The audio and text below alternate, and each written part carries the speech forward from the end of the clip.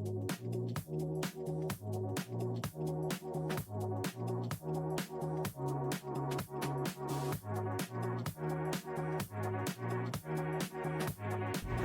my name is Olvera, and I am a biomedical engineering Ph.D. student at Boise State University.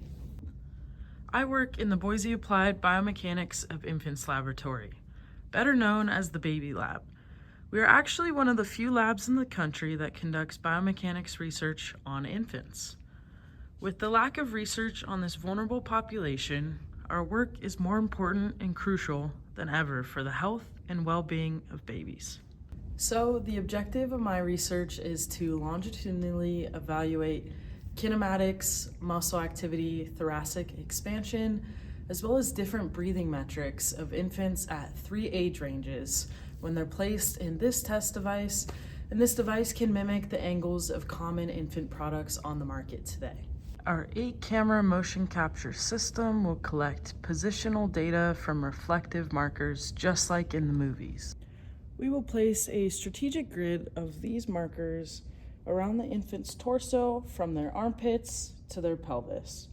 Using a custom MATLAB code, we can find the distance between each of these markers and evaluate the expansion of the chest region as well as the abdomen when the infant is breathing in various positions.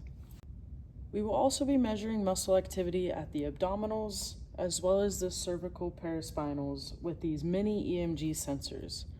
These sensors can detect electrical activity generated by the muscle fibers underneath the skin where the sensors lie.